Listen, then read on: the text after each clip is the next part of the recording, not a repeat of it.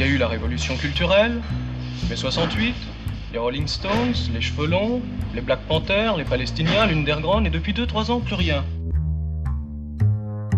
Est-ce que je dois te rappeler que t'es pas chez toi? Arrête de m'appeler mon ami déjà. Toi et moi, on n'est pas si amis que ça. Hein? Donc déjà, tu vas redescendre. Je suis pas ton ami. Tu me vois prendre mon pied et attaquer des vieilles dames avec nos futurs tatoués sur la poitrine? Je comprends rien de rien à ce qui se passe. T'as qu'à voir à la télé, les mecs, ils ont pas de ventre, on sait même pas s'ils chient. Mais célébrer, pourquoi vous voulez célébrer le cinéma? Parce que... il est pas assez célèbre déjà? Ou il l'est plus assez? Bonjour, bonsoir et bienvenue dans ce nouvel épisode du podcast L'Éclipse.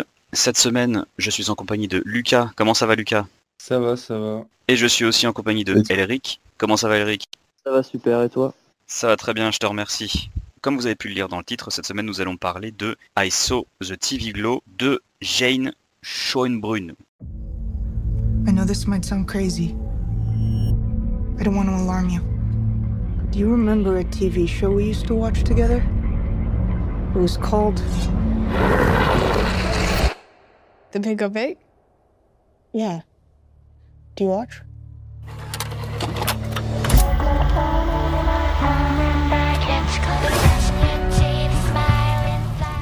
Deux adolescents marginaux voient leur émission de télé favorite être annulée subitement. La frontière entre ce qui est réel et ce qui est de la fiction commence peu à peu à s'estomper. Ok, alors moi pour faire un avis rapide en première instance, j'ai beaucoup aimé le film, mais ça partait pas spécialement bien. C'est-à-dire qu'au début, je trouve que c'est un film qui est très lent et très long à dévoiler tout son potentiel. Et le début, ça fait un peu cliché film A24, je fais des belles images et je suis globalement chiant. Mais dans cette deuxième partie, c'est-à-dire au moment où l'adolescente, dont j'ai oublié le nom, excusez-moi, ça fait un moment que j'ai vu le film, disparaît et réapparaît quelques années plus tard, je trouve que ça devient assez formidable. Et tout le début où c'était un peu en mode juste esthétique chiant prend beaucoup plus de sens dans sa seconde partie, mais je pense qu'on aura l'occasion d'en reparler après nos avis là comme ça, vite fait.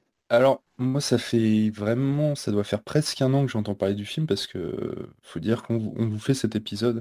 Le film est sorti, je crois, en VOD aux États-Unis en début d'année. Il est arrivé chez nous en septembre, si je ne m'abuse. Et là, en fait, c'est Elric qui a lancé l'initiative de parler de ce film, comme il avait beaucoup aimé. Et j'en avais entendu. En fait, cet épisode, je pense, va résumer pas mal les avis autour de ce film. C'est-à-dire que c'est soit très élogieux, soit vraiment, à l'inverse, des gens qui trouvent le film très mauvais. Et je fais plutôt partie de la seconde catégorie, même si je vais nuancer. Alors, je m'attendais pas à grand-chose, même si Elric m'avait vendu le film en me disant tu verras, il y a une vibe Twin Peaks. J'entends ce qu'il voulait dire, mais je reprocherais au film d'être... on va développer plus longuement, bien sûr, mais je pense il dure 1h40, je pense il aurait gagné à faire 2h30. Point de fois, tu vois. Je pense que le film, en fait, rush beaucoup trop, ne prend pas le temps de poser son ambiance. Et en fait, certaines séquences qui essaient de jouer avec un malaise un petit peu lynchien, justement. Enfin, c'est ce côté... toutes les séquences qui se veulent glauques, un peu gênantes, en fait, vont tellement vite. Et surtout, il y a des sauts d'une séquence à l'autre qui fait que j'ai eu du mal à voir autre chose qu'un exercice de style un peu vide. Mais on va rediscuter plus longuement après. Pour rebondir tout de suite, t'as dit que le film durait 1h40 et qu'il mériterait de durer 2h30. Moi, c'est l'inverse. Le film dure 1h40, je pense qu'il aurait mérité de durer moins d'1 heure parce que j'ai pas détesté. J'ai pas forcément aimé non plus. En fait, vraiment, le sentiment que j'ai devant ce film, c'est l'ennui. C'est-à-dire que je ne suis jamais rentré dedans. J'ai pas du tout accroché à cette ambiance un peu froide, un peu rigide, un petit peu trop propre en fait de la chose, un petit peu trop, comme tu l'as dit, Elric, un petit peu trop esthétique, quoi. Et à partir de là, moi, si je ne pas dans le film pendant, parce que la partie dont tu parles, ça dure à peu près 1 heure, donc c'est quand même assez long. Et j'ai vraiment eu trop de mal avec cette mise en scène qui en plus fait vraiment très, pour le coup, très A24, quoi. C'est vraiment, j'ai l'impression que c'est un petit peu le cliché, la caricature du style de film qu'il s'amuse à produire. Et j'ai vraiment pas du tout accroché, je suis pas rentré dedans. Je peux comprendre au niveau de la mise en scène parce que, comment dire, elle est très froide à ce moment-là. Et puis du coup, vous en avez pas trop parlé, mais dans l'histoire, il y a une espèce de série télé un peu bidon, style un peu Buffy, je sais pas trop quoi là, mais et ces séquences-là sont filmées, on va dire plus chaudement, et on pourrait voir peut-être un rapport entre le fait que la vie des protagonistes est quand même relativement froide, malheureuse. Ils sont un peu dépressifs, ils sont un petit peu en dehors de leur temps, etc.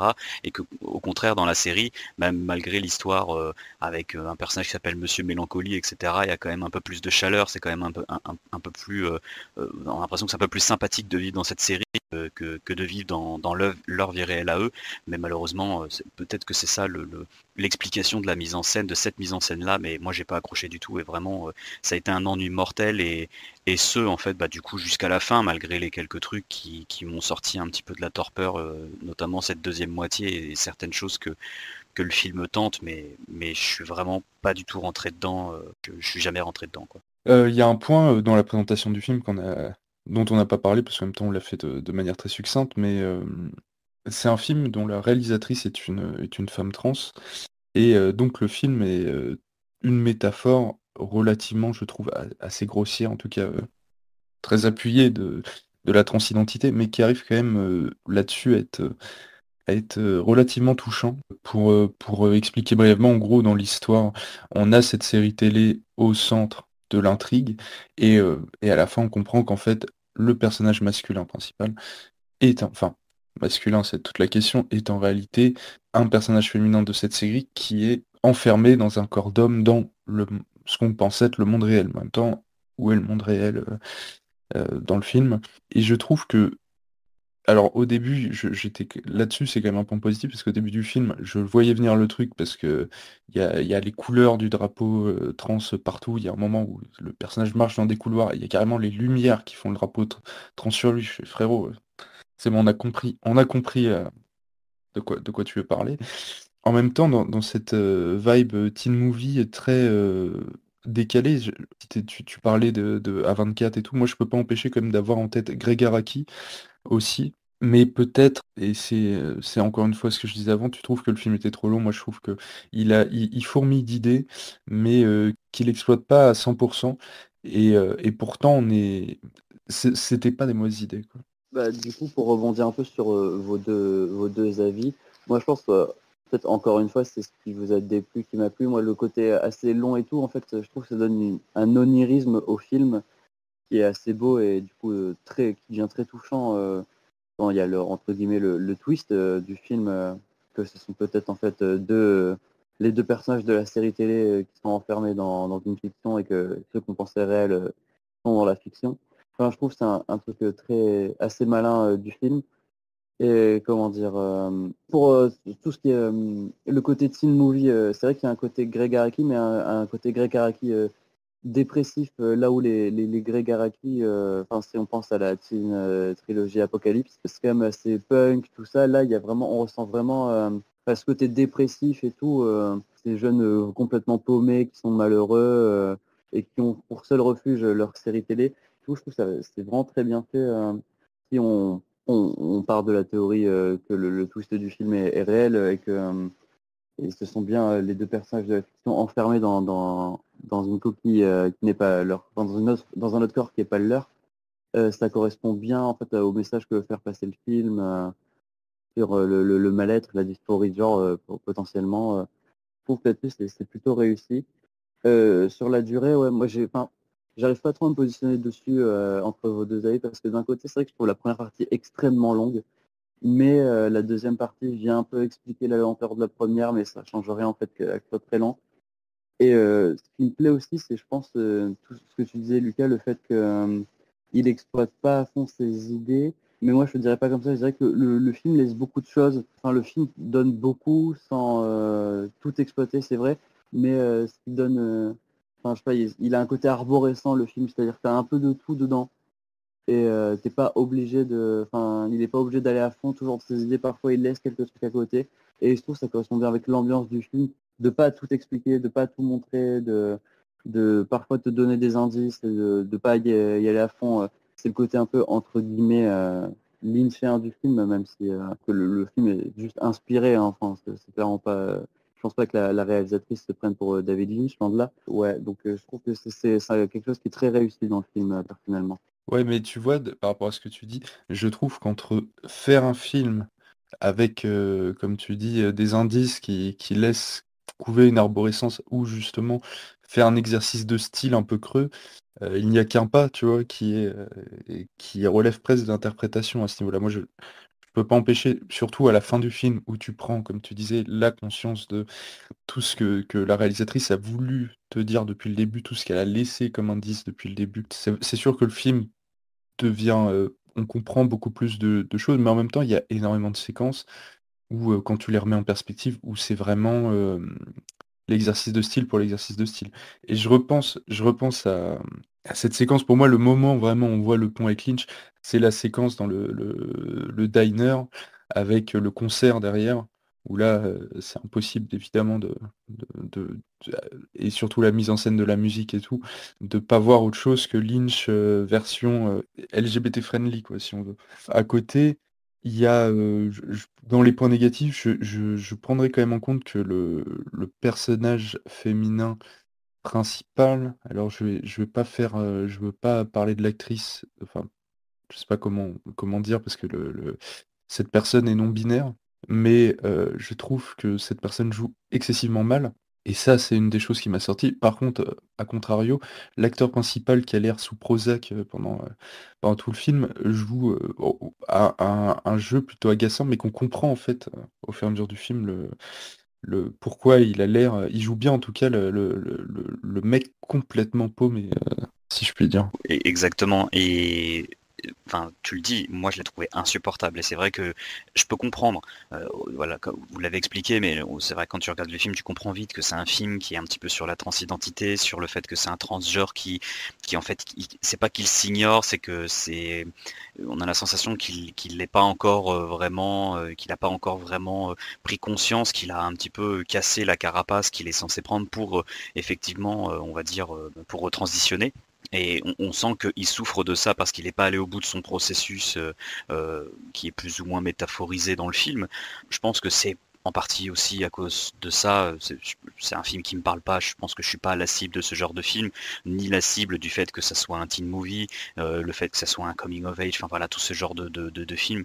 Entre guillemets, j'ai un petit peu passé l'âge et le fait que ça soit sur la transidentité, ça me parle pas du tout. Donc après tout ça, ça m'est un petit peu passé au-dessus. Donc c'est peut-être un peu pour ça aussi que je j'ai pas franchement adhéré. Par contre, quand vous parlez de mal-être, il y a quand même quelques scènes qui m'ont plu, dont une que je vais citer, c'est vraiment vers la fin. À un moment donné, il y a une scène où ils sont là à fêter un anniversaire d'enfant, enfin d'un enfant je suppose, mais il y a plusieurs enfants. Et d'un coup, il se met à hurler. Et la scène est assez gênante parce que bon, on sent qu'il est en train d'exploser en fait. Et il se met à hurler. Après son hurlement, on refait un gros plan dans la salle et en fait il est tout seul à être conscient et tous les autres autour de lui sont en train de dormir et enfin dormir ou ils sont dans un état catatonique, enfin on sait pas trop ce qui se passe, c'est une scène qui est relativement hallucinée et je trouve que c'est une scène qui fonctionne bien dans le côté je me sens seul dans ma souffrance, je hurle à l'intérieur de moi-même mais personne calcule en fait, personne remarque à quel point je souffre. Mon entourage ne se rend pas compte à quel point je souffre et c'est une scène qui fonctionne très bien pour le coup. C'est justement une des scènes dans la deuxième moitié du film qui m'a beaucoup plu, qui m'a un peu marqué dans le sens où c'est vraiment quelque chose, c'est un ressenti. La capacité qu'a eu la réalisatrice à montrer ce ressenti, je trouve plutôt brillant.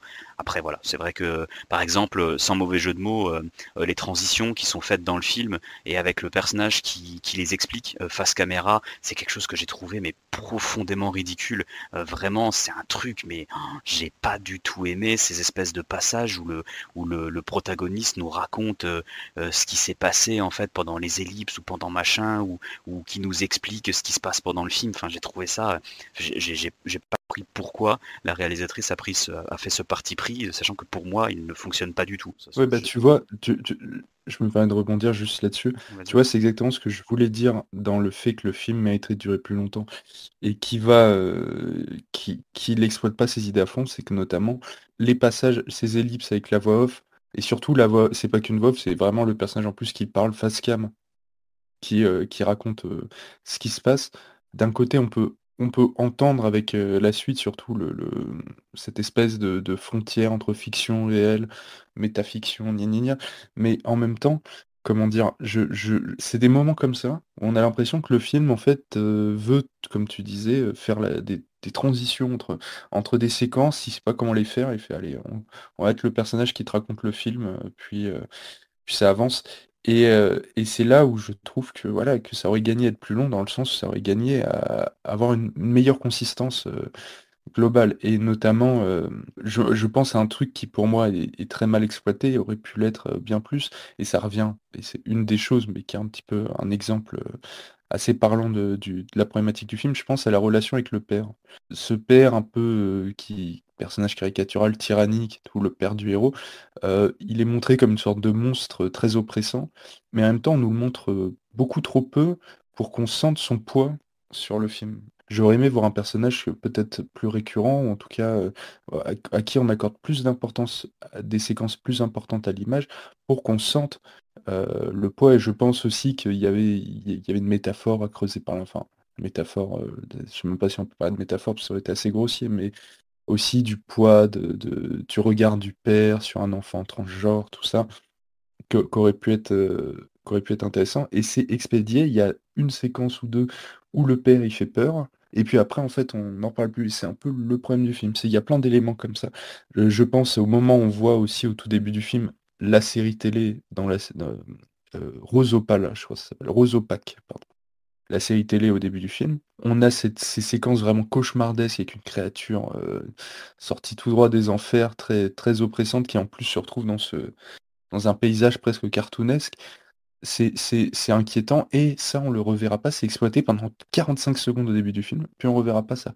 Et on dirait, alors il faut savoir que c'est je crois le deuxième film de cette réalisatrice, et ça s'inscrit dans une trilogie où son premier film, je l'ai pas vu, mais de ce que j'ai compris, c'est une histoire pareille, je crois autour de la transidentité, mais cette fois-ci avec un jeu vidéo, le rapport au virtuel, tout ça. Mais je trouve que ISO TV Glow a cette espèce de syndrome du premier film. C'est-à-dire qu'on veut essayer de fourrer le plus d'idées possible, avec beaucoup de maladresse, et qu'au final, on se retrouve avec un globi-boulga pas forcément digeste. À la fin, on se dit, mais on retient quelques séquences marquantes, mais en fait, le film se tient très mal dans sa globalité. Ouais, du coup, là, moi, j'aimerais un peu rebondir sur ce que tu as dit, Lucas, en parlant de méta, textualité, tout ça. J'ai pas vu non plus le film de la réalisatrice, mais ça a l'air assez chouette aussi. Enfin, je pense que ça me plairait aussi. Mais en fait, moi, justement, je trouve que c'est peut-être ce qui me plaît le plus dans le film. Je trouve que c'est vraiment une belle idée d'utiliser comme ça le monde de la fiction et des images comme éveil de sa transidentité, parce que on a plein d'exemples de personnes qui ont eu cet éveil, soit un éveil trans, un éveil homosexuel ou bisexuel, juste en regardant en jouant à des jeux vidéo, avec un personnage, ou en regardant des séries télé et tout. Et je trouve que c'est peut-être la meilleure idée du film, selon moi, ça. Juste utiliser la fiction, les images qu'on regarde comme moyen d'éveil. Et du coup, ce qui colle avec le fait que disait Snacks, en fait, que comment dire, la série télé qu'on voit est filmée de façon beaucoup plus chaleureuse que le monde entre guillemets réel qui nous est donné à voir. Je trouve que ça colle très très bien avec ce que la réalisatrice va raconter. Je vois les défauts du film, mais moi, perso, j'avoue que je retiens beaucoup plus les qualités dans celui-là, dans ce film-là. Les lourdeurs et le côté esthétique et tout, c'est des choses qui m'ont pas dérangé. Et même, je suis assez d'accord avec toi, Lucas, sur le côté, il y a un côté premier film, peut-être lié au fait que ce soit son premier film produit par un studio, parce qu'il me semble que son long métrage d'avant était très très indé. On sent qu'elle a vraiment voulu mettre beaucoup de choses, mais je préfère que j'ai la même tendance que j'aurais pour un premier film, justement. Comment dire, au moins on voit quelqu'un qui essaye de faire des choses, et peut-être même si ça fonctionne pas tout le temps, bah, au moins ça a proposé quelque chose. Et justement, pour le coup, dans ce film-là, je trouve que la plupart des choses fonctionnent, même les choses pas exploitées, tout ça, je trouve que tout colle dans un... Enfin, le film se tient bien en lui-même, quoi. Après, Elric, c'est parce qu'en ce moment, tu regardes tellement t'es dans ton rewatch de séries B et de films bis aussi, donc il y a cet aspect, je pense que ça surnage un peu aussi quand tu t'es fait l'intégrale du Retour des Morts Vivants, et qu'après tu regardes la sauce de TV Glow, t'es tout de suite c'est un autre univers, quoi. Mais en fait, il y a en tout cas ce truc de et c'est ce que je disais depuis tout à l'heure et c'est en fait, le film, est sur le cul entre 2 chaises entre il est trop compliqué pour son message simple, en même temps, il est plus compliqué que ce qu'il ne pense l'être et ça en fait un film, en tout cas, plus intelligent que ce qu'il ne pense l'être et il aurait gagné à être, peut-être, à choisir, en fait, son ton aussi. Entre est-ce que je fais un film d'horreur, glauque? Est-ce que je fais un film, peut-être un teen movie un peu plus classique? Un peu, je pense à tous ces trucs, c'est le moment où il parle des cassettes, le personnage en marchant dans les couloirs de son lycée, les cassettes apparaissent à l'écran, il y a un montage très, comment je pourrais dire ça? Très très baroque, c'est très illustratif, à l'écran, on voit du texte s'écrire, des choses. Donc presque Joseph Kahn, à ce moment-là, quasiment et c'est à se demander si, voilà, j'ai du mal à voir autre chose quand même, au final, qu'un film de poseur un peu et c'est pas le pire que j'ai vu dans cette, catégorie-là, encore moins cette année parce que pour moi, il y a eu le catastrophique Longlegs dans la catégorie des films de poseurs à 24 qui était relativement supportable. Là, il y a quelque chose d'assez original dans Eyes of the TV Glow, notamment par le sujet et aussi le traitement du sujet. Mais en même temps, il y a ce côté de ouais, comme on l'a dit, répété plein de fois, il y a trop de choses pour un film qui se tient mal, en tant que tout, au final. Mais après, moi, je pense que le véritable, à mon sens, le véritable problème du film, c'est vraiment plus une histoire de rythme. Alors peut-être que ce problème de rythme vient, comme tu l'as expliqué, du fait que le film a constamment le cul entre deux chaises et qu'il sait pas trop où il veut trancher. Après, bizarrement, c'est pas le genre de choses qui me dérange énormément dans un film. Parfois, ça me dérange pas qu'un film parte dans tous les sens. Mais là, il y a vraiment, je trouve, enfin, c'est très, très, très, très, très, très, très compliqué de rentrer dedans, quoi. Et, et pourtant, je dis ça, la lenteur ou les films qui se suresthétisent, généralement, ça me pose pas de problème. Enfin, je veux dire, je fais partie des ultra fans de Neil Refn et surtout de ce qu'il fait depuis à peu près Only God Forgives. Je veux dire, je me suis quand même tapé, ça dure quoi, à peu près 9 heures de Too Old to Die Young, qui est, enfin, je veux dire, c'est I Saw the TV Glow en x05 quoi. C'est genre c'est vraiment c'est d'une lenteur absolue. C'est juste. Mais je trouve que dans Too Old to Die Young ça fonctionne bien. Et là il y a quelque chose qui collait pas. Alors est-ce que ça vient du fait que je trouve que les acteurs n'ont franchement pas trop de présence à l'écran. Pour moi, ils arrivent pas à imprimer l'image. Il y a un truc qui colle pas. Je trouve qu'au niveau du rythme, ouais, il y a vraiment un truc qui colle pas. Et c'est dommage parce que c'est vrai qu'il y a quand même tout un discours et toute une thématique qui est très intéressante et je peux comprendre après que ça va parler à un tas de monde parce que c'est quand même un sujet, je pense, qui est assez peu traité. Donc de voir qu'ensuite I Saw the TV Glow, à l'instar de The Pink Opaque, en fait, la série qu'il y a dans le film, qui devient une sorte de totem en fait pour les personnages du film, je pourrais comprendre que I Saw the TV Glow devienne une sorte de totem pour les gens qui se reconnaîtront dans ce film-là. Je voulais revenir sur Refn parce que alors je pense que pourquoi Refn c'est moins dérangeant, et c'est vrai que c'est on va dire de l'esthétique en étant encore plus ample parce que Refn il a rien à dire et il s'en fout d'avoir rien à dire.